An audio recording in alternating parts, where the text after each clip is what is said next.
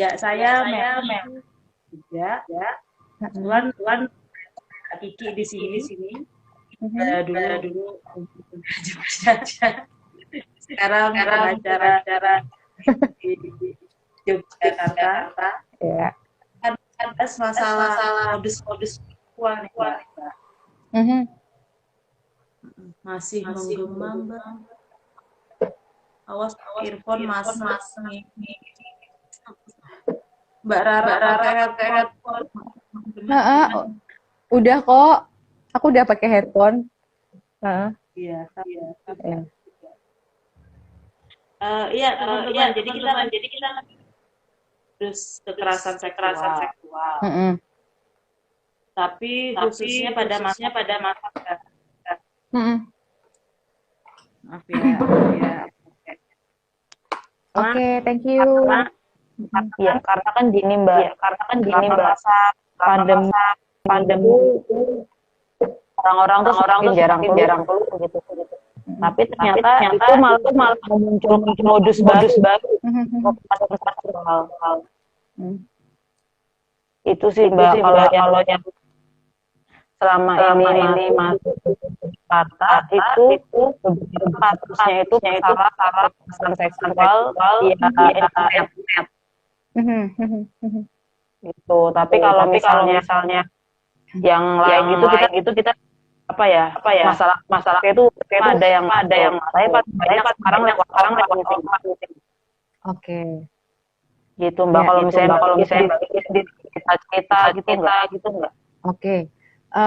Mela, emang kan yang kemarin dikhawatirin sama teman-teman, saya pikir juga di beberapa WhatsApp grup ya, begitu ada pandemi ini, terus teman-teman aktivis perempuan juga kan bikin beberapa grup baik yang nasional maupun yang di Jogja sendiri ada. Bahkan di Jogja itu coba pindah ruang. Oke. Ada gender working group gitu ya, yang dimana di situ memang melis beberapa kebutuhan perempuan di masa pandemi. Nah, salah satu yang dikhawatirkan memang terjadinya kekerasan seksual di masa pandemi ini semakin meningkat. Awal yang dikhawatirkan kekerasan dalam rumah tangga sebetulnya, kekerasan yang kemudian terjadi bisa antara suami istri, lalu kemudian bapak anak dan lain-lain ya, pokoknya dalam lingkup satu rumah itu ya, karena kan kita suruh stay at home gitu, dan ini terjadi. Nah, sebelum pandemi pun gitu ya, kasus-kasus kekerasan seksual di lingkungan domestik ini juga cukup, kalau di kota Yogyakarta sebetulnya cukup masif gitu. Nah, gini, karena memang di dalam satu rumah, kalau di Indonesia itu nggak hanya keluarga inti gitu ya, tapi juga extended family itu masih tinggal dalam satu rumah gitu. Nah, bisa dan pelaku ini kan kalau kemudian itu ada di range mereka yang terdekat ini, nah ketika stay at home ini atau ketika social distancing ini memang dikhawatirkan tambah terjadi. Nah, beberapa kasus yang sempat saya dapat update-annya, kalau yang langsung nih ya Mbak ya, bukan belum yang online dulu, tapi yang langsung itu ada kekerasan dalam rumah tangga yang memang si suami ini dia punya hasrat seksualnya tuh cukup sangat tinggi gitu, dan dia bisa gitu melakukan kekerasan seksual di depan anak-anaknya terhadap istrinya gitu. Jadi itu sampai satu keluarga si anak ini melindungi ibunya gitu ya, dan bapaknya ini nggak sungkan melakukan itu di hadapan anak-anaknya. Itu sampai segitunya. Ini anak-anaknya udah gede-gede gitu, jadi bisa melindungi ibunya gitu, tapi ya tetap aja dilakukan. Terus kemudian yang kedua, yang kami khawatirkan karena sempat sebelum ini tuh ada modus kasus yang di dalam satu rumah itu memang kemudian ada seorang perempuan, dia kebetulan punya 3 anak, lalu kemudian dia sekarang punya partner laki-laki, kemudian partnernya ini juga melakukan kekerasan seksual kepada anak dari pasangannya ini gitu, dari perempuannya ini gitu, dan itu karena mereka tinggal dalam satu rumah kebetulan si perempuan dan pasangannya dan ketiga anak itu dalam satu kamar gitu. Jadi itu memang terjadi ketika mereka tidur malam gitu. Nah, dan ternyata si anak ini tidak hanya mengalami dari pacar ibunya itu gitu, tapi juga dari orang yang dia sebut Pak D, yang sebenarnya ini tuh omnya si ibunya dalam satu rumah. Jadi ruwet gitu ya. Itu karena memang rumahnya modelnya nggak berpintu gitu. Itu kan masih banyak ya di apa namanya, apalagi di Jogja gitu, situasi seperti itu di mana satu rumah tuh benar-benar extended family. Terus modusnya lagi, oh ya sekarang ini kan kemudian banyak ya situasi pandemi gini, pasti penghasilan berkurang gitu ya, stressing itu pasti ada gitu. Nah, satu-satunya kemudian yang dianggap bisa menurunkan kejenuhan ini kan kemudian jadi hubungan seksual gitu. Nah, takutnya ketika kemudian ini tidak dilakukan dengan konsen, baik pada perempuan kan juga paling rentan terpapar stres ya dalam situasi kayak gini. Nggak cuma laki-laki aja, tapi juga perempuan juga dalam situasi seperti ini kemudian terjadi hubungan seks yang tidak berdasarkan konsen. Ini kan juga masuk kekerasan seksual juga gitu ya. Nah, itu atau kemudian yang sekarang yang online, kita yang ke online. Nah, ini biasanya sih banyak terjadi tuh yang lagi juga tren di awal 2019 itu kan grooming ya. Gitu. Grooming itu tuh si pelaku, jadi dia biasanya korbannya anak-anak kalau ini. Si pelaku lewat platform apapun gitu, jadi berusaha mendekati si korban, lalu kemudian berposisi sebagai seseorang yang bisa diandalkan gitu. Jadi dia bisa jadi kayak mentornya kah, terus kemudian berperan sebagai pacar kah, atau berperan sebagai semacam kayak guru atau bapak atau kakak kayak gitu, yang lebih dulu memang kemudian si korbannya dibuat nyaman, lalu dia nanti akan kemudian meminta si korban ini melakukan sesuatu. Sesuatu ini bisa jadi dari awalnya misalnya foto telanjang setengah badan, lalu foto telanjang seluruh badan, atau bahkan dia bisa mendireksi korban ini untuk melakukan pose-pose yang dia inginkan gitu. Kalau nggak salah di Juli 2019 itu kan sempat juga tertangkap, bahkan pelakunya di dalam penjara loh ini. Dia bisa mengumpulkan 1000 sekian foto gitu ya dari anak-anak yang rata-rata korbannya anak-anak. Gimana? Itu masih lagi di penjara. Jadi pelaku posisinya di penjara, 25 tahun umurnya, lalu kemudian dia melakukan itu dari penjara. Nah, dia ini biasanya modusnya tidak pakai akun pribadi, tapi dia nge-hack akun orang gitu. Jadi misal kamu korbannya gitu ya, aku nge-hack akun gurumu. Nah, terus nanti aku seolah-olah jadi gurumu itu, dan kemudian aku melakukan modusku itu gitu. Memang caranya macam-macam, tapi yang jelas dari modus itu yang kita bisa pelajari adalah si pelaku ini punya relasi kuasa kepada si korbannya itu. Nah, platformnya yang digunakan itu sosmed, berbagai macam sosmed gitu, dan baru-baru ini juga pakai game. Itu juga ada yang modusnya pakai game. Itu loh, game yang sempat tenar kayak ada jalan ceritanya, jadi kayak ada drama Korea kok gitu. Terus nanti dia ada di chat room yang besar, itu lalu kemudian mereka membagi peran di situ. Jadi misalnya kamu berperan sebagai apa, jadi ada alur ceritanya. Nanti dia akan ngikutin peran itu gitu, ngikutin peran sesuai dengan skenarionya itu. Nah, nanti dari chat besar, baru tahu? Aku tuh malah kemarin itu kliennya anak kelas 6 SD gitu kan. Serem banget gak sih?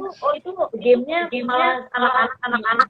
Enggak, itu dari berbagai berbagai umur tuh ini game itu, karena memang gamenya kayak kayak aku memerankan sesuatu gitu. Jadi ada jalan ceritanya, emang ada plotting cerita, lalu kemudian ada peran-peran yang dibagi di situ, lalu siapapun nanti akan mengikuti alur cerita yang sudah ada, skenario-nya itu ada gitu. Nah, kalau anak-anak cenderung kemudian mempelajari bahasa-bahasa, kalau misalnya kamu ditanyain gini, balasnya begini, itu sebenarnya awal-awalnya teknis gitu ya, sangat teknis gitu. Jadi kayak kita main game biasa gitu, teknis. Oh kalau ditanyain gini, jawabnya gini, responnya seperti itu. Nah, lama-lama nanti mereka akan membagi ke dalam kelompok kecil sampai kemudian ada yang cuman berdua gitu loh. Aku lebih nyaman sama ini nih TikTokannya gitu. Nah, sebetulnya dari grup besar itu tuh sudah ada indikasi obrolannya ke arah konten-konten yang berbau seksual gitu ya. Gitu. Lalu kemudian nanti ketika grupnya semakin kecil, lalu kemudian hanya 2 orang itu, nah di situ kemudian terjadi, ini kan bermain peran gitu kan, alasannya begitu. Lalu kemudian dia meminta si korban untuk berpose atau kemudian melakukan masturbasi, onani yang kayak gitu, lalu kemudian lewat video call itu berjalan gitu. Itu terjadi Mbak. Kenapa? Itu terjadi di mana? Aku dapat kliennya di Jogja kebetulan, anak SD. Gitu. Jadi ketika aku tanya, kamu tahu nggak sih apa yang diobrolin? Dia bilang, aku tahu cara membalas itu dari teknik grup besar gitu. Nah, ya, apa sih aku lupa nama gamenya ini. Mbak Arnita ini sempat ini, lupa nama gamenya. Mbak Arnita tahu. Aku lupa nama gamenya, tapi yang aku tanyain dari anak itu, dia tahu cara membalas dari model-model membalas di grup besar. Terus habis itu ketika dia berdua itu awalnya dia juga teknis. Nah, lama-lama kemudian dia merasakan sensasinya di situ. Aku tanya, kamu ngerasanya gimana, Dek? Geli-geli gimana gitu. Terus nanti aku bisa ketawa-ketawa sendiri gitu. Nah, dari situ kemudian dia merasa kamu nyaman sama dia. Ya iya, soalnya dia akhirnya jadi tempat curhat aku gitu. Jadi antara dunia maya dengan dunia nyata akhirnya jadi bercampur ya gitu. Dia merasa nyaman karena dia nggak ketemu langsung dengan orangnya gitu. Tapi di sisi lain si orang tersebut, pelaku tersebut mulai memanfaatkan relasi itu gitu menjadi relasi kuasa sehingga si anak bisa dipengaruhi gitu. Untungnya belum sampai kemudian harus mengirimkan foto atau video dan lain sebagainya, itu belum sampai. Tapi saya dapat cerita dari ibunya itu bisa sampai kayak gitu. Iya, banyak sih gitu. Nggak cuma anak kecil. Kayaknya kasus kayak gitu nggak cuma waktu pandemi ya. Tapi emang saat itu kayak meningkat drastis yang jadi online itu. Karena waktunya kita juga luang kan ya. Oh, jadi kayak orang gampang karena ada baru situs bokep itu kan banyak itu loh Mbak. Jadi kemarin tuh kita dapat beberapa buku foto kita gitu kan, misalnya ada di Twitter bokep dengan foto tanpa busana.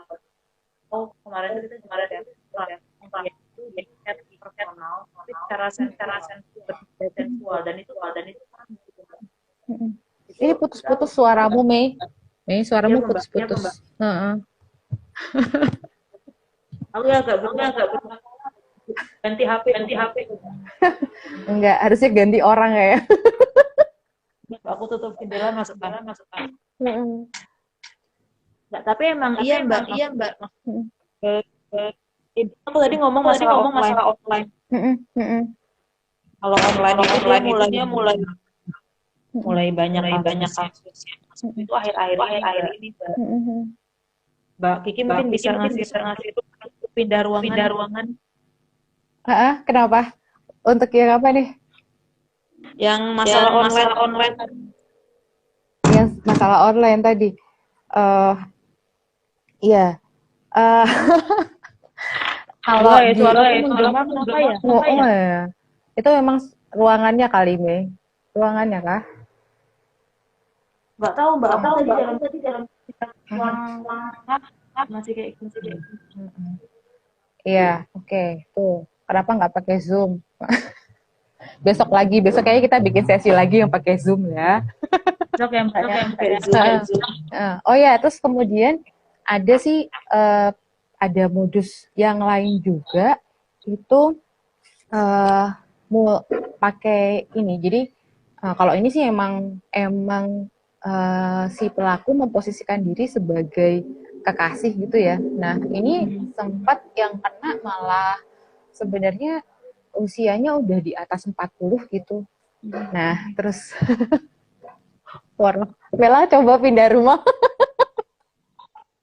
Iya, Mbak, semuanya Naris kamu tahu nggak itu rumahnya tuh kayaknya banyak ininya, jadi dia feedback dulu ya kan, banyak yang nggak ini.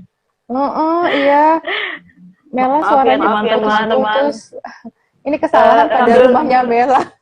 Iya, sambil nunggu mungkin Mbak Kiki bisa jelasin dulu. Kenapa?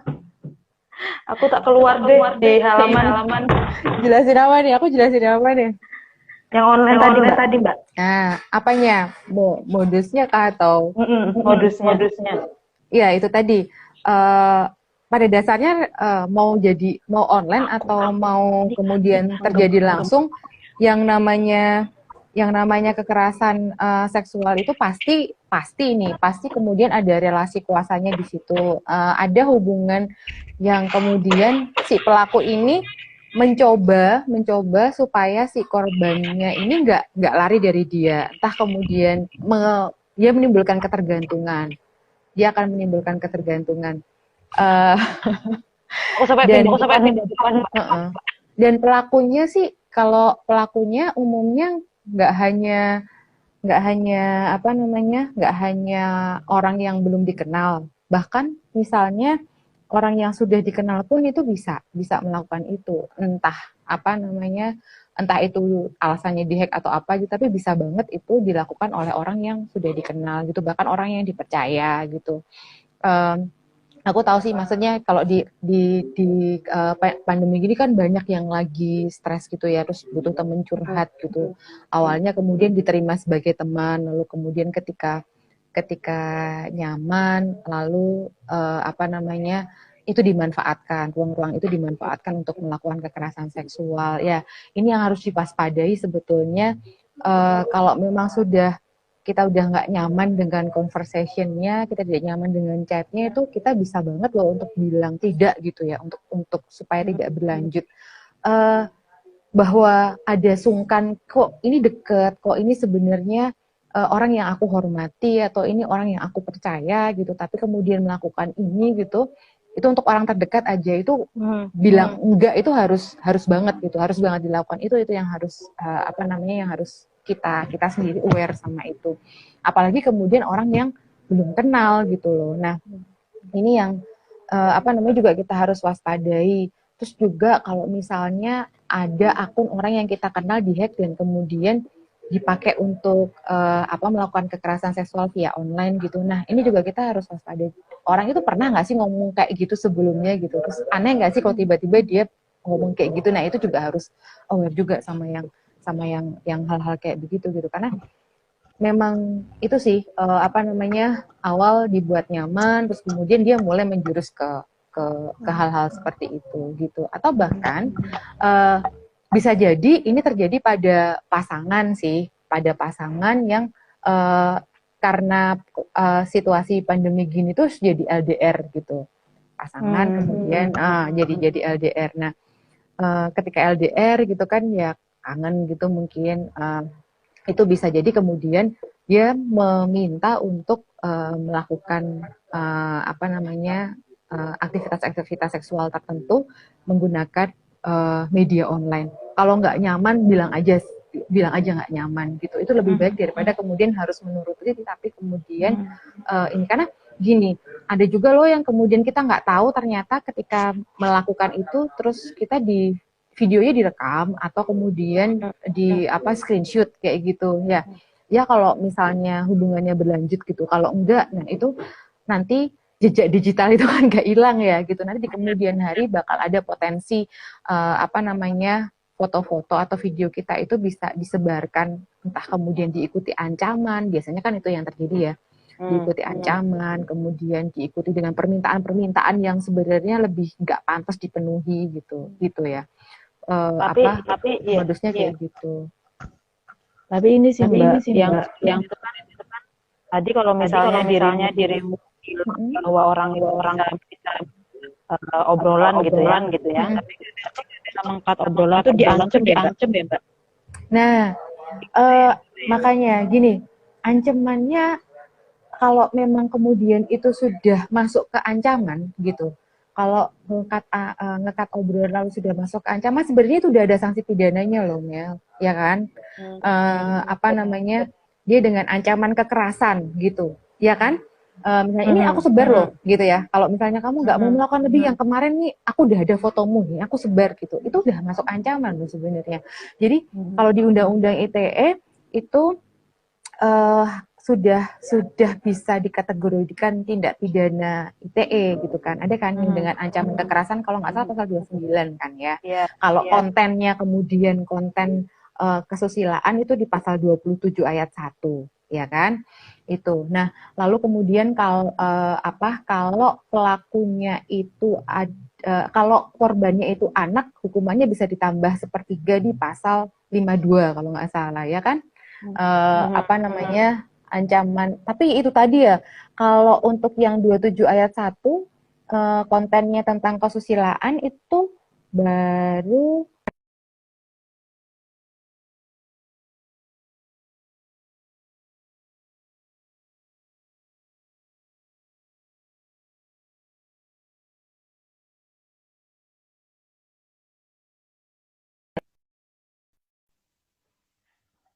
email.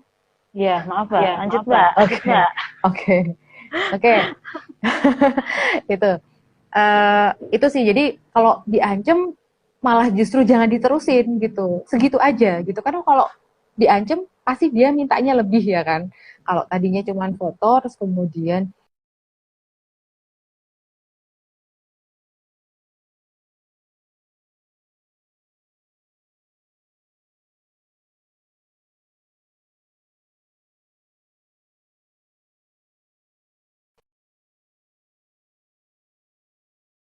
gunakan ancaman itu sebagai bukti. Nah, kita udah masuk ke gimana caranya caranya, lalu kemudian kalau kita atau teman dekat kita mengalami itu, apa yang harus kita lakukan gitu kan. Tapi sebelum itu ini aku mau share ciri-ciri korbannya dulu di mail. Sebelum ini kalau terus mulai lagi dapat agak benar kan gitu ya Mbak ya. Jadi ya oke. Jadi teman-teman ini iklan gitu ya. Setelah kita akan membahas masalah ciri-ciri korban, ciri pelaku, gimana pembuktiannya. Oke, stay tune. Ini Endul. Ya, ayo teman-teman. Ya. Jadi teman-teman tadi kita baru ngebahas masalah modus kekerasan yang itu terjadi meningkat selama adanya pandemi. Nah, Mbak Niki bisa menjelaskan masalah gimana sih pembuktiannya gitu.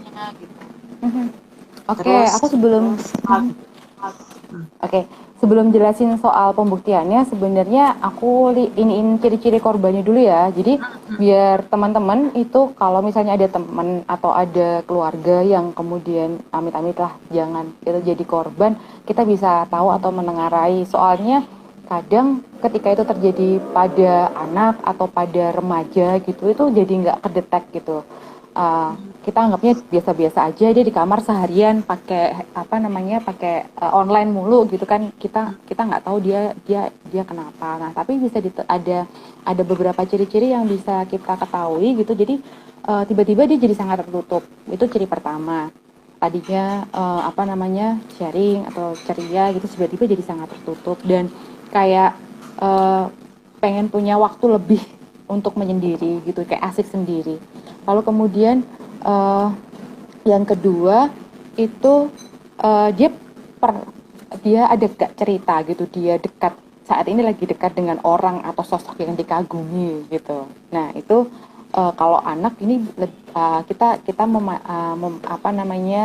mancingnya seperti itu gitu. Jadi karena memang seringkali si pelaku ini memposisikan diri sebagai orang yang mengayomi gitu, lalu kemudian panutan atau seseorang yang lovable gitu ya, bisa banget disayangi gitu, dipercaya gitu. Lalu kemudian kalau pada kasus-kasus tertentu si pelaku ini memberikan reward kepada korban gitu supaya dia mau melakukan melakukan apa yang jadi kalau misalnya ada kasus gitu memang rewardnya dalam bentuk ditransfer atau kemudian sekarang kan udah banyak kayak OVO atau GoPay kayak gitu, nah dalam bentuk kayak gitu-gitu ya, itu bisa jadi. Lalu kemudian dia mudah sekali tertekan dan juga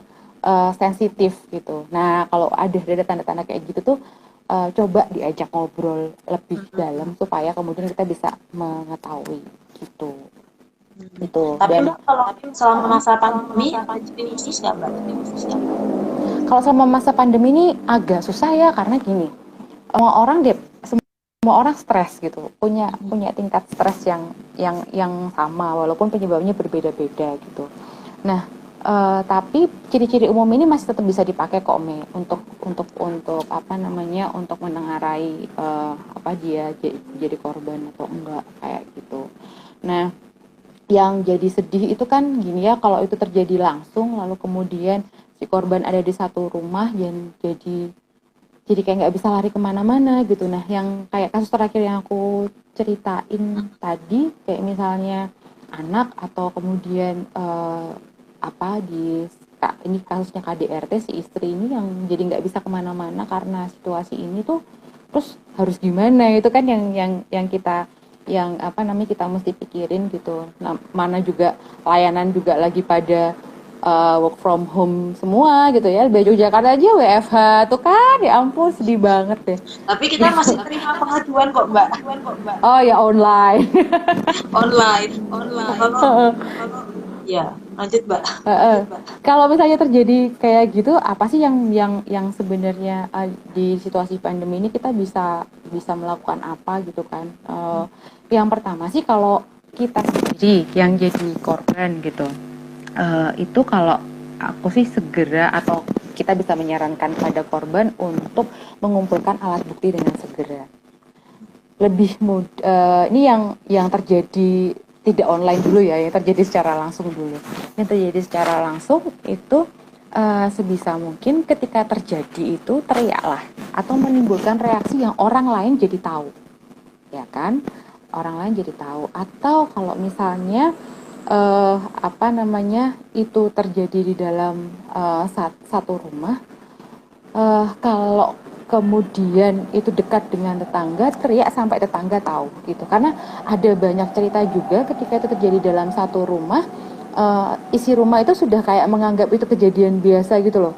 Jadi nggak dianggap sebagai satu bentuk kekerasan. Ini yang bahaya. Nah kalau udah kayak gini, gimana orang lain di luar rumah itu harus tahu, tetangga kayak apa itu harus tahu. Teriak aja, teriak itu yang cara paling mudah untuk menarik perhatian orang gitu, bahwa itu ada sesuatu yang nggak beres gitu.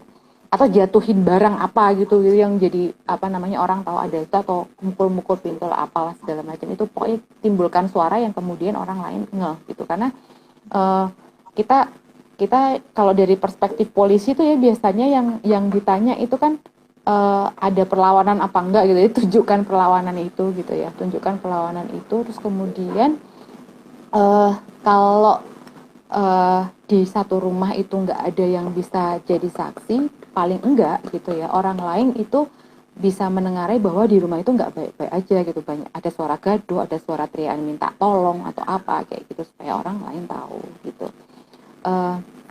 Yang kedua, kalau orang di rumah itu nggak bisa memberikan bantuan, hubungi orang yang terdekat yang bisa dipercaya gitu ya, hubungi orang terdekat yang bisa dipercaya sehingga bisa menceritakan apa yang dialami.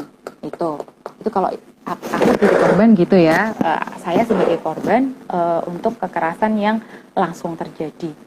Kemudian kedua, kalau saya sebagai korban online nih ya gitu, apa yang harus aku lakuin? Yang harus aku lakuin adalah online itu kan pasti ada jejak digital, jangan keburu dihapus.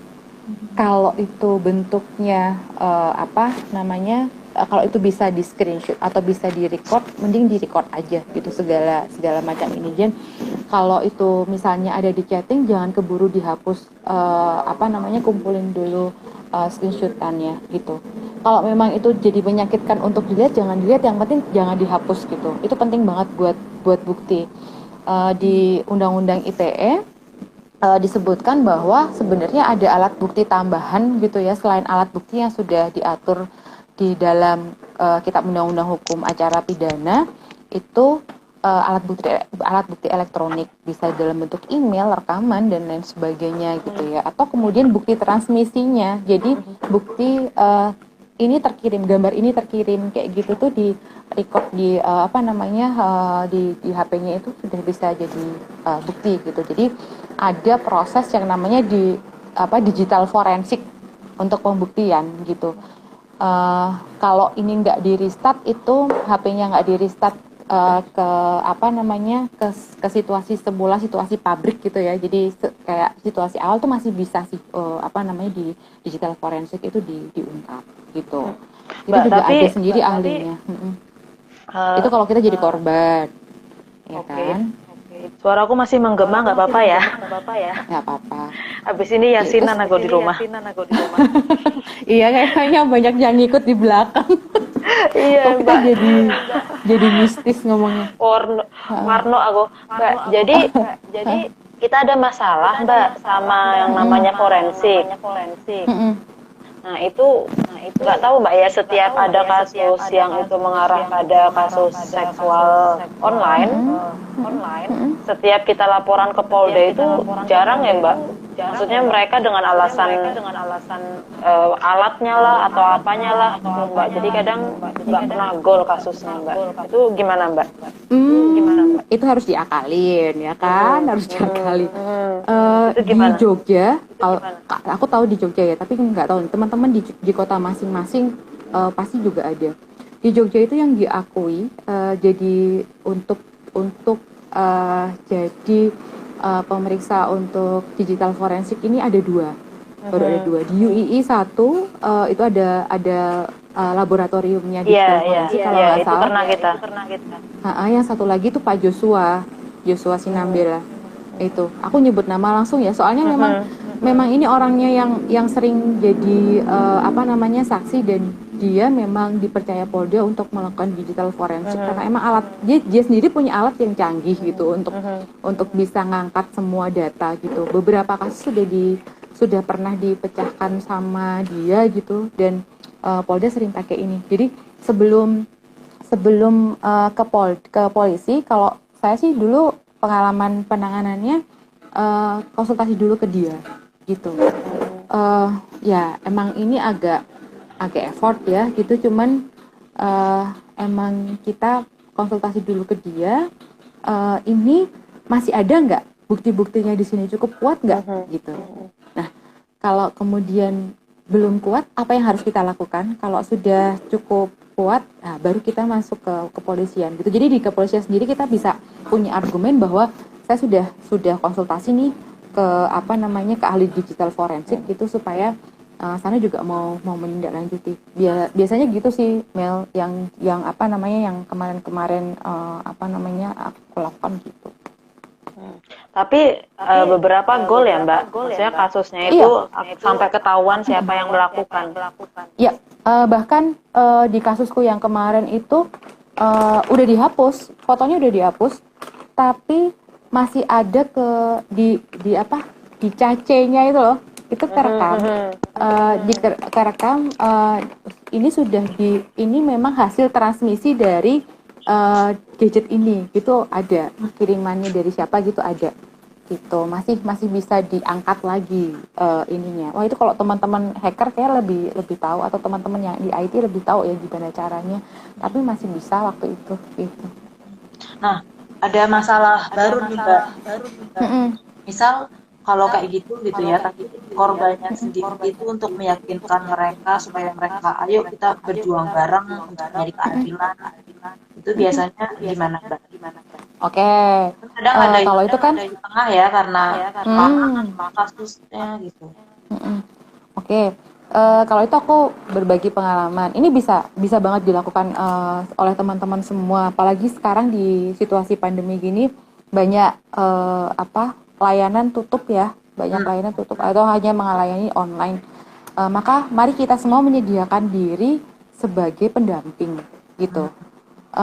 Caranya adalah meyakinkan adalah satu, kalau ini biasa dilakukan sih, nggak cuma di situasi pandemi, tapi kalau teman-teman mendengar ada orang terdekat mengalami, tunjukkan empati, lalu berikan dukungan dan semangat gitu. Biasa kan orang terus jadi down gitu ya, lalu cenderung menyalahkan diri sendiri gitu terus jadi down. Nah, kita di situ perannya menggunakan afirmasi positif untuk meyakinkan si korban. Jadi semangat, aku ada di pihakmu. Apapun yang terjadi, aku dukung kamu. Yang kayak gitu. Atau misalnya aku akan selalu percaya sama kamu. Yang kayak gitu. Karena pada dasarnya korban ini merasa nggak dipercaya. Kalau dia cerita gimana, nggak ada orang yang bisa percaya aku, yang kayak gitu ya. Atau kemudian alat buktinya lemah nih gitu ya, jangan takut dulu gitu, speak up aja, siapa tahu gitu ya, ada korban lain yang juga mengalami hal serupa, ini bisa saling jadi saksi nih kalau ini dikatakan, kalau ini diungkap gitu. Tunjukkan empati. Terus kemudian yang kedua, ini ketika kemudian si korban itu cerita, tolong hargai perbedaan value kita dengan si korban. Ini yang seringkali kita gampang banget. Terus kemudian, kamu kok mau sih sama orang yang dikenal kayak gitu misalnya ya, kita sendiri pikirnya udah kayak gitu. Atau gini, kok gampang banget sih percaya sama orang gitu. Atau misalnya, kok kamu mau sih kayak gitu. Nah, kita punya value yang beda sama dia, iya gitu. Tapi tolong dihargai itu, karena latar belakang orang tuh kan nggak sama ya gitu. Apa yang waktu itu membuat dia kemudian bisa di posisi korban itu tolong itu dihargai juga gitu. Jangan kemudian memunculkan statement tentang perbedaan value itu di depan, karena itu akan menimbulkan rasa sangat tidak nyaman pada korban dan dia nanti kembali akan menyalahkan diri sendiri. Kan itu yang mau kita jaga ya, jangan sampai kemudian korban ini jadi menyalahkan diri sendiri. Yang ketiga adalah dengarkan secara aktif. Dengarkan secara aktif ini adalah tidak hanya mendengarkan ya, kayak Mela gini kan dengerin aku, tapi suaraku menggema tapi benar-benar posisikan, menangkap apa yang tidak dia katakan gitu loh. Taunya dari mana? Dari gestur, dari kemudian sikap tubuhnya dia gitu, dari suaranya, tonnya tinggi rendahnya, lalu kemudian melambat, lalu kemudian banyak diam misalnya.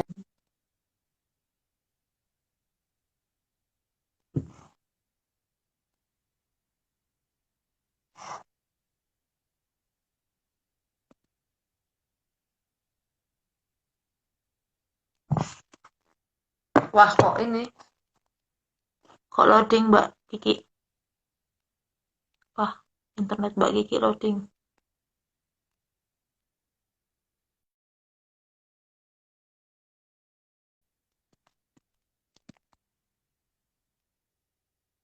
Ya, teman-teman, tuh kan kalau aku nggak bareng kayak gini nggak menggema, tapi kalau ada ini menggema. Tapi di sini juga ada Mbak. Oke. Ini juga ada Arnita yang gabung ya, tapi nggak bisa. Tadi itu sama Mbak Kiki kita baru ngebahas masalah. Oke. Udah. Ya. Kita lagi. Kan Mbak, aku kalau sendirian tadi nggak menggema Mbak. Iya. Kalau kamu join menggema Mbak. Oke. Nanti aku akan kesimpulan di akhir sendiri aja berarti ya Mbak. Iya dia nggak apa-apa. Kamu sendiri aja biar kamu nggak menggema. Iya Mbak. Ini balik ke yang tadi ya Mbak ya. Masalah korban tuh kan kadang kita harus lebih peka, harus lebih sensitif gitu ya Mbak. Nah, cuman tuh gimana Mbak? Kalau masa pandemi ini kan orang itu dia untuk bertemu langsung kan susah. Jadi cerita itu ya sebisa mungkin paling video call dan itu pun kadang terlalu ini ya Mbak ya. Dan ya beberapa lembaga layanan juga ada yang lebih cepat tutupnya atau mengurangi waktunya untuk ketemu korban gitu. Terus korban tuh gimana Mbak ya biar dapat perlindungan tapi tetap maksimal gitu Mbak. Selain dari orang terdekat karena kadang pelakunya ternyata keluarga sendiri Mbak. Iya, kalau kebetulan kita yang dicurhatin emang gini. Sekarang ini kita dituntut buat semua mau bisa kita upayakan sendiri gitu ya. Tadi sih kita udah ngecek ya Mel, apa-apa aja layanan yang masih buka dan apa-apa yang sudah berkurang ya. Nanti di akhir kita harus sampein itu ya biar jadi referensinya teman-teman. Cuman gini, sebisa mungkin kita upayakan swadaya dulu. Yang pertama harus kita lakukan identifikasi kebutuhan, ya kan? Dari tadi mendengarkan secara aktif kita jadi tahu sebetulnya kebutuhan yang mendesak dari korban apa. Contoh, pelaku tinggal satu rumah, berarti dia harus dijauhkan dari pelaku. Artinya dia butuh rumah lain selain rumah itu, ya kan? Itu satu. Kemudian yang kedua, ini kok suaranya dia kayak tertekan banget gitu. Terus tanyain ke dia, kamu selama ini ngalamin gangguan tidur nggak? Ngalamin gangguan nafsu makan nggak? Gitu ya. Atau apa yang kamu rasain? Aduh, aku kok sering nyalahin diriku sendiri. Aku kok ngerasa sedih berlebihan. Atau aku ngerasa khawatir berlebihan. Aku ngerasa ketakutan berlebihan sampai ke bawah mimpi misalnya yang kayak gitu-gitu. Itu berarti dia mengalami tekanan psikis. Ada beberapa hal yang kemudian bisa dilakukan secara mandiri dulu. Tanyakan kepada korban dia lebih nyaman untuk nulis atau lebih nyaman untuk rekam suara, gitu ya. Jadi dia kayak cerita gitu. Nah, tuangkan itu dalam bentuk tulisan atau rekaman suara supaya kemudian mengurangi beban psikisnya dia gitu. Jadi kayak curhat ke diary atau ke buku hariannya dia gitu. Itu bisa dilakukan. Terus sediakan diri kalau misalnya kemudian dia butuh rumah aman. Kebetulan rumah aman yang ada di DIY itu kan terbatas juga kapasitasnya. Kalau aku sih sebagai temen ya, oke ini masih memang kondisi COVID dengan tentu misalnya dia dalam keadaan sehat dan lain-lain gitu. Kalau misalnya kita masih punya kamar kosong, sediakan untuk itu gitu. Atau misalnya ada temen yang juga punya passion yang sama, terus dia punya ruangan lebih di rumahnya gitu, bisa nggak bersedia gitu. Jadi kan kita bentuk support group itu yang jelas. Kita bentuk support group sementara dalam masa pandemi ini untuk si korban. Yang penting jauh dulu deh dari pelaku kalau itu pelakunya dalam satu rumah gitu ya. Kalau kemudian dia mengalami tekanan psikis itu masih ada beberapa layanan konseling yang masih buka. Nanti kita di akhir cerita ya Mel, layanan mana yang masih buka. Nah, kalau fisik gitu ya, misalnya sampai pada perkosaan misalnya gitu ya. Kalau terjadi perkosaan, ini apa yang harus dilakukan? Ini jelas butuh visum fisik ya kan, visum et repertum ya kan. Kondisi pandemi kayak gini, rumah sakit mana yang nggak berkemungkinan punya resiko ada COVID gitu kan serem. Nah nanti juga kalau aku sih lebih prefer ke puskesmas gitu. Di puskesmas juga kebetulan ada psikolognya itu, semoga sih nggak off ya gitu. Puskesmas ada psikolog, ada juga fasilitas untuk periksa, bilang aja ini habis mendapatkan kekerasan sehingga prosedur pemeriksaannya akan sama seperti untuk prosedur visum itu. Kalau rumah sakit besar, aku cuman punya referensi di DIY yang kebetulan sering banget kita rujuk itu ke Panti Rapih. Kenapa? Karena sana IGD-nya gede. Terus kalau untuk korban ada ruangan khusus, emang disediain ruangan khusus gitu, kan? gitu. Jadi nggak campur sama yang lain kalau misalnya takut terpapar COVID gitu. Itu kalau rumah sakit di Jogja aku baru itu ya referensiku. Terus kalau klinik ada sih di kliniknya. Tadi aku sempat ngobrol sama pengelolanya klinik PKBI, klinik PKBI bisa. Sementara ini tadi mau akan diusahakan ini bisa buat fasilitas untuk pemeriksaan kekerasan, standar kekerasan, jadi kayak visum et repertum bisa di sana gitu. Mas Budi Hermanto tadi aku ngobrol sama Mas Budi Hermanto, dia kayaknya bersedia, tapi nanti ada beberapa hal yang harus disampaikan terkait dengan jam layanan dan caranya ya gitu. Nanti di akhir aku sama Mela akan berbagi tentang itu, sama satu bantuan hukum. Nah kalau bantuan hukum sih aku masih menyediakan diri ya, bahkan kalau misalnya konsultasi online oke banget, di jam berapapun hubungin aja, DM aku di IG, nanti aku akan kasih nomorku dan kita bisa kontak-kontakan gitu. LBH Jogja juga ya, LBH juga masih kan? Kita kalau hotline tuh buka. Kalau LBH Jogja lewat hotline, tapi kalau aku sendiri DM personal. Oke. Iya. Kayak gitu. Iya Mbak. Atau ada teman-teman yang juga di sini mau berbagi berbagi cerita juga bisa loh. Kalau misalnya ada yang nemu modus baru kekerasan di situasi pandemi gitu ya, bisa berbagi juga sama kita ya, Me. Mungkin ada yang mau jawab. Atau komentarin suara menggema juga nggak apa-apa. Tapi kamu dengar suaraku jelas?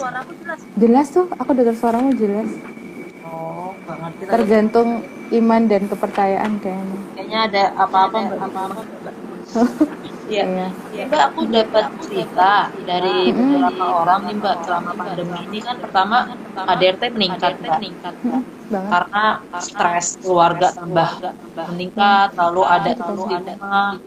Jadi tapi KDRT-nya kebanyakan fisik. Kalau seksual itu dia mungkin intensitasnya nggak terlalu banyak nih kalau dalam rumah tangga. Nah, cuman tapi padahal tuh kalau kekerasan fisik pasti ada kekerasan seksualnya, nanti diikuti dengan itu. Mbak. Iya, tapi kadang ada juga, tapi kadang yang banyak juga sekarang malah kekerasan seksualnya itu bukan anggota keluarga, tapi ada di sekitar lingkungan rumah. Tetangga, karena kan intensitas keluar jarang, bisa ketemu, sedangkan lingkungan tuh sepi Mbak.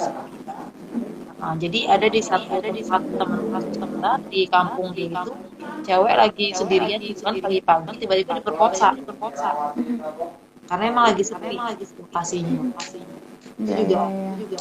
Tapi kalau yang online nih banyak banget Mbak. Karena orang sekarangnya beralih ke gadget. Akhirnya sekarang situs porno manapun itu ramai, tapi yang jadi korban adalah orang yang nggak punya konsen. Nah itu Mbak, itu gimana ya Mbak? Ada komentar masalah ini? Kalau aku kayak gitu tuh ya itu tadi, nggak bisa ada orang yang kalau online kejadiannya online. Kalau online ini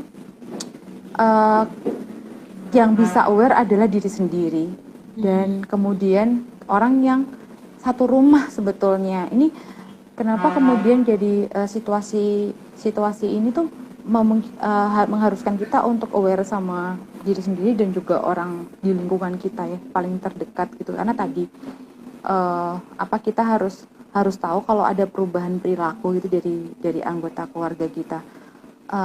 Yang paling gampang aja korban itu pasti punya ketakutan yang akhirnya ekstra, kekhawatiran yang ekstra, atau menunjukkan gestur yang tidak nyaman bertemu dengan seseorang kalau itu kejadiannya langsung gitu.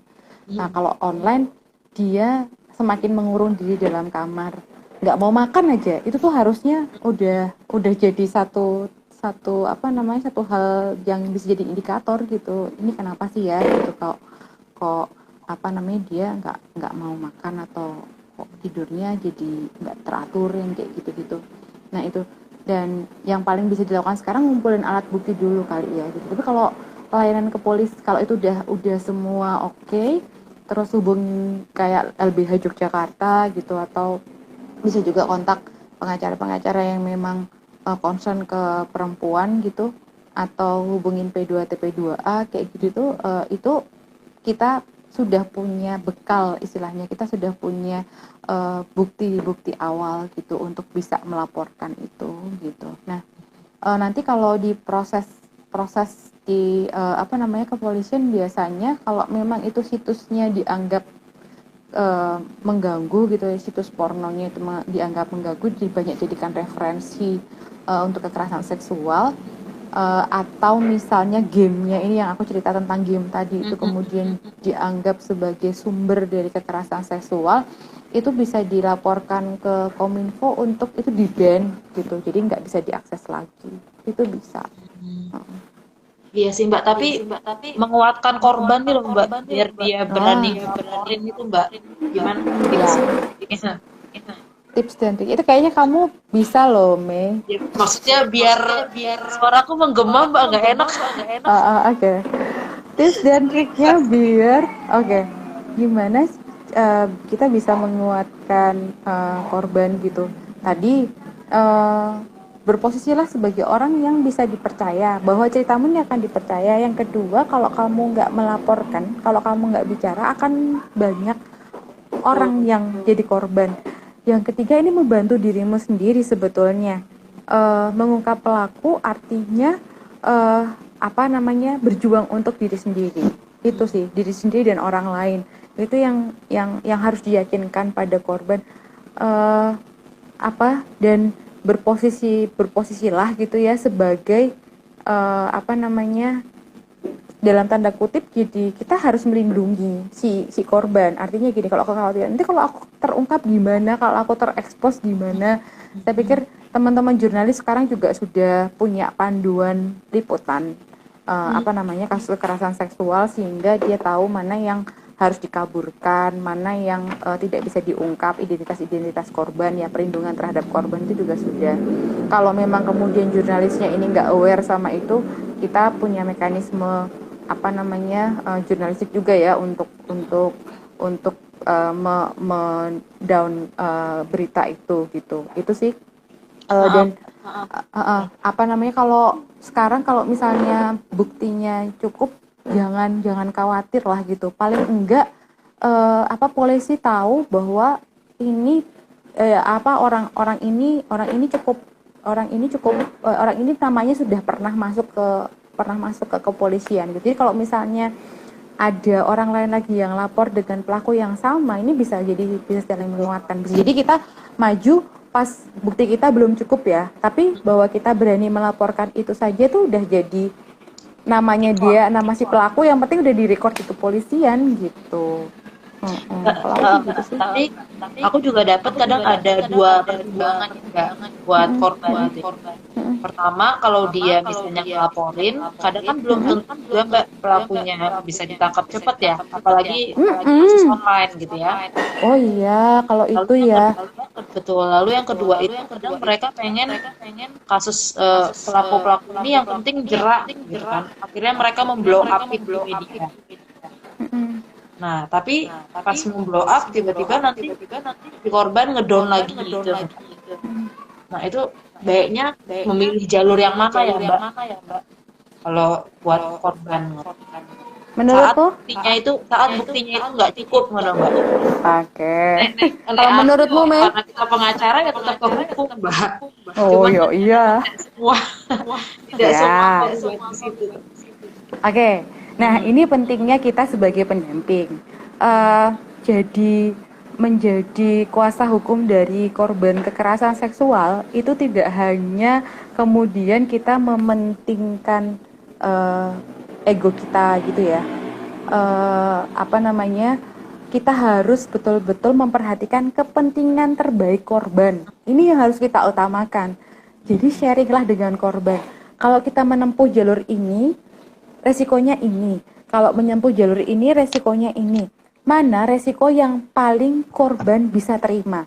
Dan jangan lupakan bahwa korban juga punya kebutuhan. Akomodir kebutuhannya itu dulu, baru kemudian kepentingan yang dia yang lain juga harus kita akomodir gitu. Artinya kita tahu target maksimal ini strategi yang A nih gitu ya, kita tahu banget itu strategi maksimal, tapi kalau misalnya kemudian korban nggak bisa menerima resiko itu, ya emang kita harus menghargai pendapat korban sih Mei. Kalau menurutku gitu, aku sih lebih concern ke kondisinya dia gitu. Jadi memang oke, ini pasti nggak akan maksimal, kita tahu resikonya begini, tapi kalau dia kuatnya segitu, kita maksimalkan itu sebagai salah satu strategi yang kita pilih gitu. Ini ada yang nanya kayaknya Mei. Ya Mbak. Oke, Mbak mau nanya, apakah ini termasuk kekerasan ketika si korban mengiyakan apa kemauan pacarnya? Kasusnya si pacar minta video call, tapi si korban tidak mau, dia maunya kalau PS itu apa sih? Aku nggak tahu Mbak, cuman aku memaknai ini sebagai apa, hubungan seksual langsung atau picture seksual. Atau picture. Pictures. Oke. Gini. Nah, kalau ini sih ya, sekali lagi, apapun itu dengan, misalnya kalau ini terjadi pada relasi pacaran atau suami istri. Kalau menurutku yang paling indikator paling kuat apakah itu by consent atau enggak. Tuh. Kalau kemudian situasinya kayak gini, berarti kan dia nggak by consent, ini terpaksa toh berarti, kan? Ini udah kekerasan. Cara paling gampang menengarai adalah itu by consent atau enggak. Itu makanya tadi kita nggak boleh ngejudge orang dengan value-nya kita ya. Kita harus pakai ukuran value-nya dia gitu. Makanya ini by consent atau enggak gitu. Kita harus menghargai juga value-nya dia. Jadi by consent atau enggak. Kalau enggak, ini kan terpaksa nih jadinya. Kalau yang ditanyain sama Mbak Mutma ini kan ya, ini kalau ini sih kekerasan menurutku. PS tuh phone sex, Mbak. Phone sex. Ya itu kekerasan sih kalau itu. Kan soalnya itu harus dua-duanya by consent gitu. By consent di kedua belah pihaknya. Ini Arnita juga masuk. Maaf ya Nit, like Instagram cuma bisa berdua Nit. Kalau bertiga Arnita bisa sekalian jadi ini. Besok lagi kayaknya. Aku ada rencana sama Arnita juga buat bahas masalah. Bener sih, yang kata Arnita, selain asesmen kasusnya sendiri, penting juga asesmen kebutuhan, sepakat ini. Iya. Mbak, ini kayaknya ada pertanyaan yang buat kamu, Mbak. Apa? Apakah pengacara profit bisa dipercaya untuk menangani kasus kekerasan seksual? Ya ampun, kalau ini ya. Yang profit dirimu Oke. Apakah pengacara polisi bisa dipercaya? Aduh Nita, maaf ya, udah di-booking. Bisa. Makanya gini, boleh banget. Kita tuh milih pengacara tuh kan boleh banget ya. Konsultasi di awal itu yang membuat kita bisa tahu apakah kita bisa percaya ini sama orang ini atau enggak.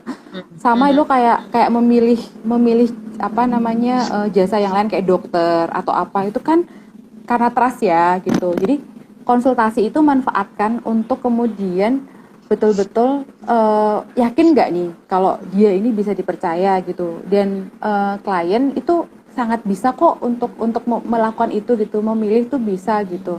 Dan itu by nature banget kok gitu ya. Chemistry itu katanya kan nggak bisa dipaksain ya kan. Iya Mbak. Percayaan juga nggak bisa dipaksain. Jadinya itu feel free aja, dan banyak kok pengacara yang bisa dipercaya, kayak Mbak Arnita ini bisa dipercaya banget ya kan. Mbak Mela juga. Mbak. Oh iya, belum. Oke. Ini ada pertanyaan lagi. Sebenarnya potensi kekerasan, Mas Isal.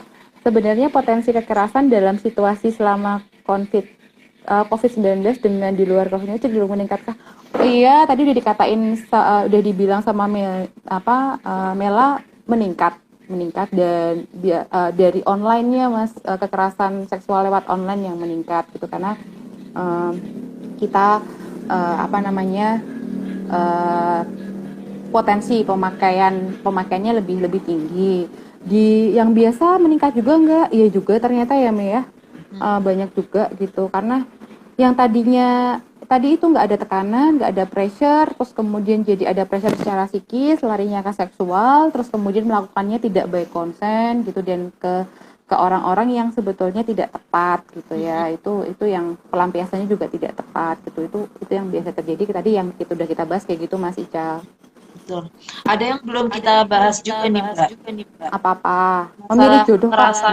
Males banget tuh. Pacaran. Oke, kekerasan dari pacaran. Iya, sekarang ini kan trennya kan pacaran gitu ya, Mbak ya.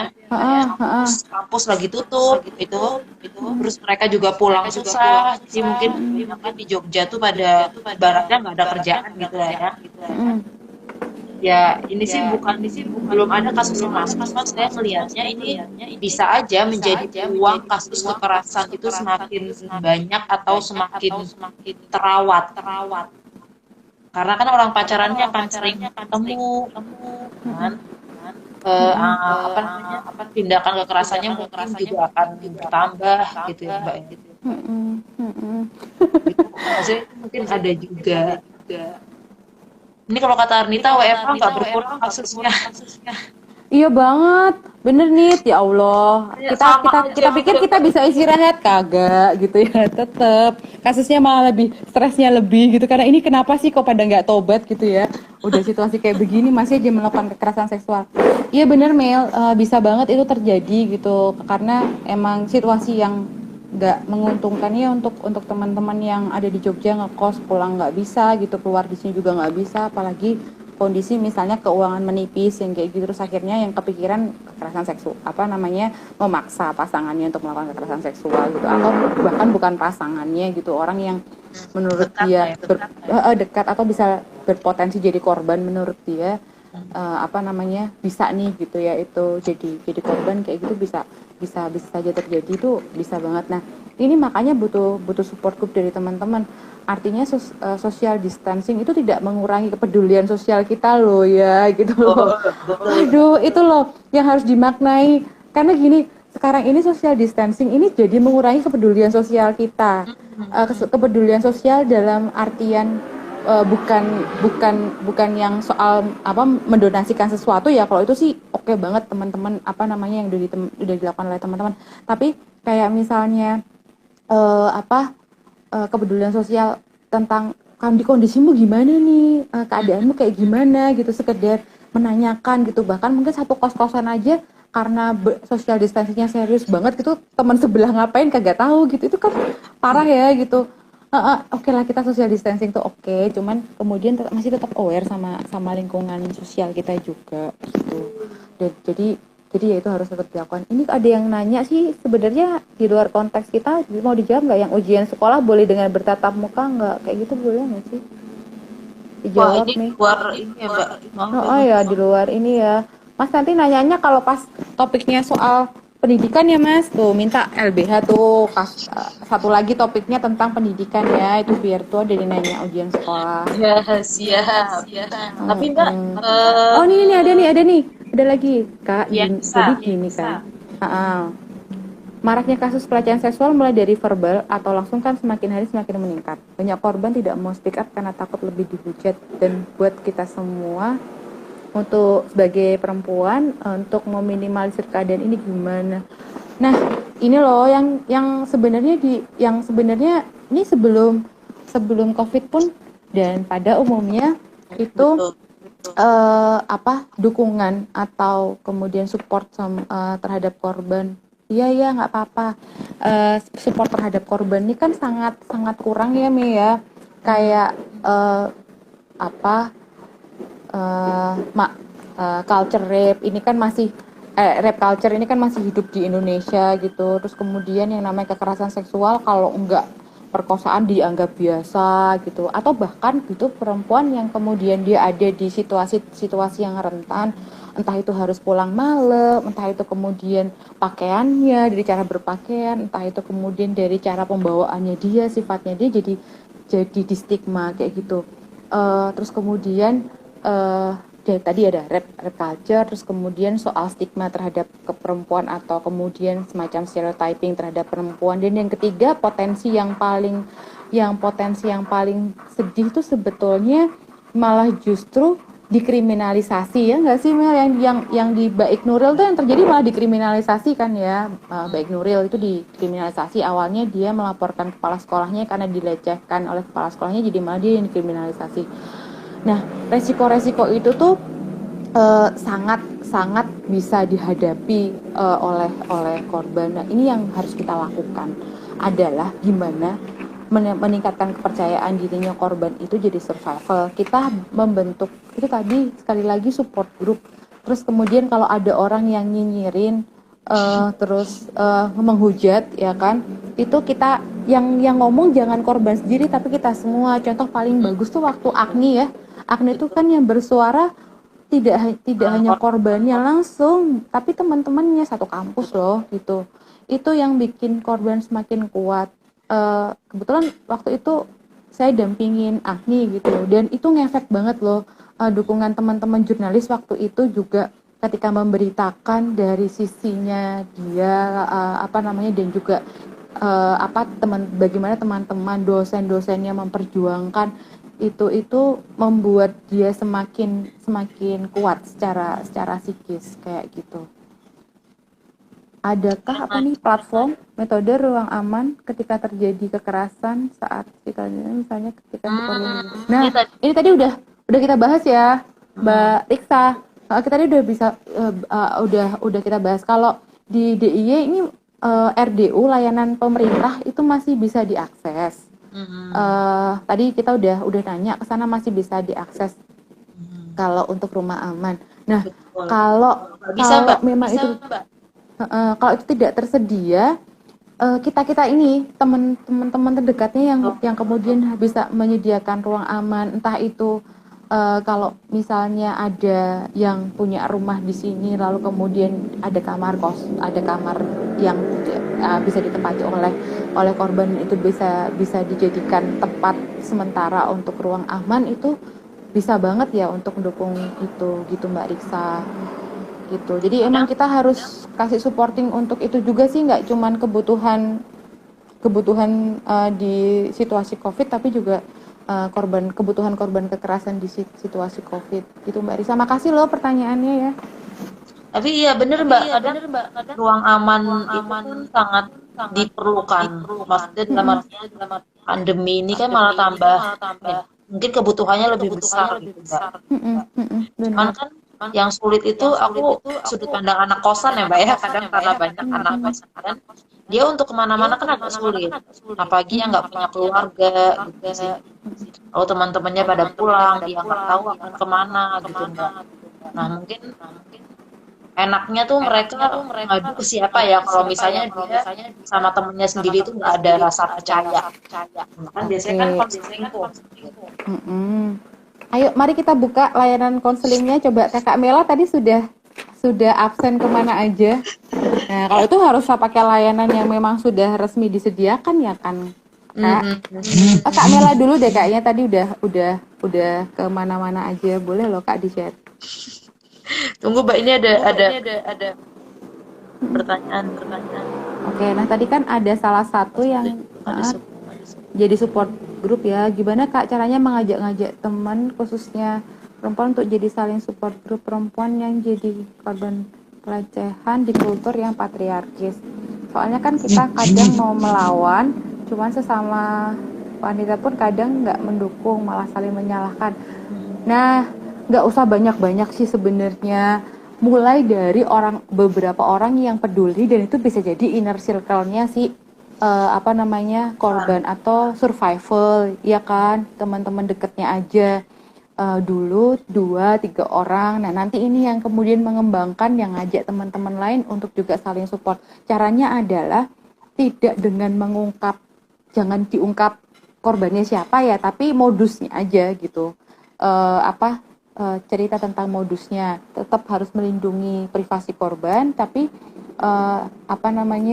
di modusnya diceritakan dan coba diandaikan, coba kamu jadi dia, apa yang bisa kamu lakukan di situasi itu, misalnya yang kayak gitu-gitu ya. Jadi menumbuhkan empati gitu, awal memang 2-3 orang, tapi terus nanti bisa loh teman-teman yang lain juga tergerak untuk itu, karena soalnya misalnya situasi si korban itu bisa saja dialami oleh siapapun. Itu gampang banget untuk bisa kita mengumpulkan empati, ya nggak sih? Betul. Tapi ini Mbak, dia ada bilang nih kalau misalnya banyak banget yang speak up yang malah disalahkan gitu kan, karena cerita ke teman sendiri gitu ya. Kemarin tuh kita ada pengalaman bagus juga Mbak, bahwa ya kadang kan korban itu dia gak nyaman buat cerita sama teman, walaupun udah sangat punat ya kan Mbak. Cuman kadang dia kalau cerita sama orang lain yang dia nggak kenal malah nyaman. Karena Oke. lost Mbak. Ya kan? Nah, Oke. buat Mbak siapa nih Mbak Fianisa. Ya. Jadi kadang orang itu lebih lost. Nah, waktu dia sudah dapat konseling, terus lebih nyaman, terus dia lebih berani, itu kan tuh baru dia mulai cerita ke teman 1, 2, 3. Kadang kalau untuk konseling itu nggak harus ke pengacara ya Mbak ya, di Jogja itu kebetulan ada banyak komunitas-komunitas itu yang setidaknya mau mendengarkan korban. Ya kan itu banyak, mungkin nanti kita bisa list satu-satu atau nanti di LBH ini deh di share deh gitu kan, di posting ya. Ya di posting beberapa lembaga yang bisa dijadikan rujukan buat korban. Karena kan tidak semuanya mau ke jalur hukum nih, pasti ada yang ke jalur yang lainnya juga. Oke, dan Mbak Fianisa, iya sih emang, apalagi kalau body shaming itu pasti dialaminya nggak cuma saat ini aja. Kemarin-kemarin waktu dia mungkin dari SD ya, mungkin dari kecil gitu dia ngalamin hal kayak begitu ya, gitu. Nah, kalau udah ngalamin dari dulu, kendala psikisnya emang makin berat dari hari ke hari. Nah, kalau sampai dia nggak nyaman, itu berarti sudah berlakunya lama. Nah, itu udah harus butuh bantuan psikolog sih gitu. Gimana ngaksesnya di masing-masing puskesmas. Kalau di kota Jogja sudah ada psikolog yang ramah remaja gitu. Jadi biar bisa konseling. Terus di klinik PKBI ini masih buka juga, itu ada layanan konseling juga untuk psikolog. Buka layanannya kalau di situasi COVID kayak begini, konselingnya mulai jam 9. Terus pendaftarannya maksimal diterima sampai jam 12. Pelayanannya nanti sampai jam 14.30. Telepon bisa ke 5866767. Nanti biar ditulisin Mela deh gitu. Kayak hotline ya, Mbak. Tapi ini beneran ini penting banget. Nanti bisa janjian konseling. Selain daripada teman-teman komunitas, mungkin dari kasus akun itu kita juga bisa punya pelajaran baik ya. Sekarang Visipol UGM bahkan udah punya layanan sendiri, gitu kan? Jadi teman-teman yang ada di UGM malah bisa memanfaatkan layanan kampus. Iya Mbak, bener banget itu yang Mbak Fianisa lakukan itu oke banget, dikasih motivasi gitu. Dan hari ini gitu, kalau misalnya dia sendiri nggak berani untuk speak up, emang kita harus menimbulkan apa sih di dalam dirinya dia itu yang sebenarnya berharga, yang nggak dilihat orang gitu. Itu dimotivasi dari situ, dia punya kemampuan lebih apa gitu ketimbang body shaming yang sering diucapkan kayak gitu. Itu yang harus ditunjukkan buat orang lain itu nggak lagi buat orang lain itu nggak lagi kemudian berbuat seperti itu dengan membuktikan apa sih yang kemudian dia bisa lakukan gitu. Jadi jangan peduliin juga orang yang sering-sering melecehkan dengan body shaming kayak gitu. Itu nggak usah dipedulikan juga gitu ya. Dan kalau misalnya mau balas dengan cara yang positif kayak gitu, yang malah justru diri kita sendiri sebagai korban bisa menambah kepercayaan diri gitu, dan buat orang lain juga dinilai positif gitu ya gitu. Dan teman-teman juga harus dukung ini sih gitu. Jadi apa yang dirimu lakukan itu udah oke banget gitu. Benar. Ini benar juga sih Mbak yang Arnita bilang, Mbak. Benar. Harus menghargai. Betul Ibu. Aduh. Ini juga sindrom semua orang ya Mbak ya. Kadang beberapa pengacara atau konselor juga kadang ngerasa bahwa kita tuh hero syndrome tuh Mbak. Seakan-akan kita memaksa korban untuk cerita gitu kan, terus harus jalan keluarnya ABCD, harus ABCD gitu ya. Padahal kan tujuan dari konseling kan bukan itu sebenarnya Mbak ya. Jadi emang tetap semuanya itu ke korban, semua pilihannya itu di dia. Itu sih kadang yang kita nggak bisa pahami gitu. Sedikit orang yang bisa memahami. Ya, dan jangan lupa juga bahwa sebetulnya korban itu juga punya keputusan sendiri yang tepat loh untuk dirinya gitu. Hargai itu juga. Jadi somehow kita hanya sebagai pendengar supaya kemudian menjernihkan mind mappingnya dia gitu. Kalau situasi kayak gitu kan pasti terganggu oleh emosi gitu kan. Nah, kita hanya bisa kemudian menjernihkan dan kemudian tujuan dia apa sebenarnya gitu ya. Tujuannya korban ini apa yang kemudian diinginkan untuk menuju ke sana tuh apa yang harus kamu lakukan. Sebenarnya kita mancing kayak gitu aja tuh dia udah tahu apa yang harus dilakukan loh gitu kan. Nah, gitu. Jadi memang kita nggak bisa ngelihat korban kayak kita di SPBU mulai dari nol ya gitu, nggak bisa gitu. Dia pasti sudah punya kemampuan dan itu dihargai. Jadi kita ajak ngobrol aja menjernihkan pikirannya, lalu kemudian dia sendiri kalau dia sendiri setelah bercerita bisa mind mappingnya sudah bagus, dia tahu apa yang dia lakukan ya. Mari kita dukung apa pilihannya dia gitu. Itu sih gitu. Bener banget tuh katanya Nita ini gitu. Gak boleh maksa korban, tapi itu tadi kepentingan terbaik korban apa dan kebutuhan dia paling mendesak yang kita sering sebut intervensi krisisnya apa, itu yang harus didahulukan gitu. Teman-teman, by the way Mbak Nita ini konselor hukumnya Rifka Anissa. Wih. Itu jadi kenapa dia hebat. Rifka Anissa juga boleh ya teman-teman ya. Ini nanti kita tulis di hotline, kita tulis juga kan ya Mi tuh. Iya, tapi biar tambah nggak libur dia. Iya, biar tambah nggak libur dia. Biar tambah kerjaan. Untuk yang terakhir sih Mbak, mungkin sekalian proses aja sebenarnya apa sih yang bisa dilakukan masyarakat terhadap korban dan apa sebenarnya yang bisa dilakukan korban saat masa-masa pandemi ini kalau dia menjadi korban. Oke. Kalau yang bisa dilakukan masyarakat terhadap korban ini sebenarnya nggak hanya ini yang sudah dilakukan oleh institusi-institusi tertentu. Jadi membangun sistem untuk penanganan kekerasan yang bisa dilakukan di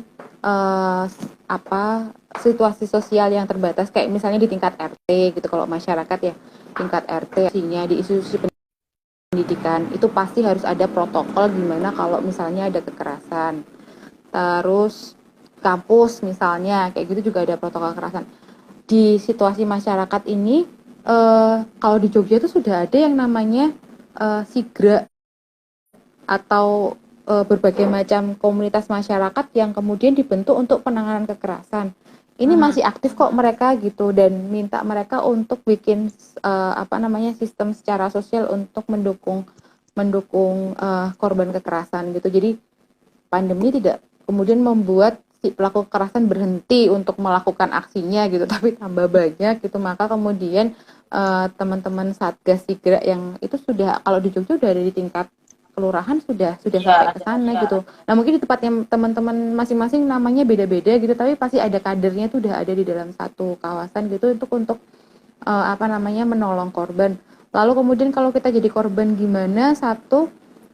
Kita harus pick up. Harus berani untuk bicara pada orang yang dipercaya gitu.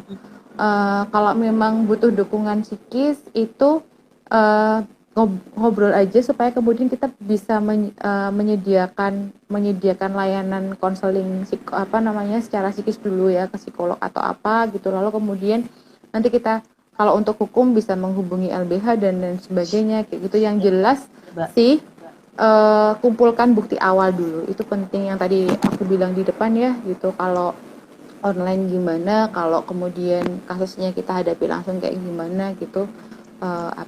Kumpulkan itu gitu. Kalau nggak bisa semua dilakukan, paling enggak menenangkan diri sendiri dulu, jangan menyalahkan diri sendiri yang jelas, karena situasi itu bisa saja dialami oleh semua orang kok gitu ya.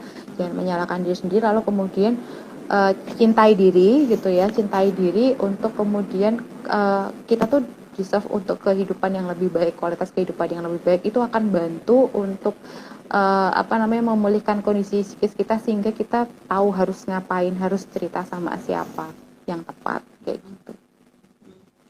Sepakat sih Mbak. Yang penting gimana korbannya itu dia lebih aware aja ya Mbak ya. Maksudnya aware untuk dia berani cerita gitu kan, dan orang di sekitarnya juga lebih sensitif. Cuman tadi ini benar juga tadi kata sensitif itu kan bukan berarti kepo. Tapi kita emang ada untuk mereka itu sesuai kebutuhannya mereka, nggak dipaksakan oleh kita. Iya, ada pepatah yang mengatakan bahwa gitu, jangan-jangan orang itu pengen tahu itu hanya karena kepo, bukan karena mau nolongin gitu kan. Itu agak tipis bedanya gitu. Jadi emang kalau cerita deh sama yang betul-betul bisa dipercaya gitu kan, atau kalau enggak sama memang lembaga penyedia layanan yang jelas concernnya apa kayak gitu. Bener banget tuh nih. Iya sih Mbak, coba nanti aku rangkum ya lembaga layanan itu apa aja yang bisa gitu ya. Yang jelas kan kalau yang LSM masih buka, dan yang pemerintah masih buka juga ya Mbak ya. Untuk masih. Layanan korban. Tapi RDU tuh nggak ada ini ya Mbak ya, nggak ada kayak Instagram atau Facebook gitu.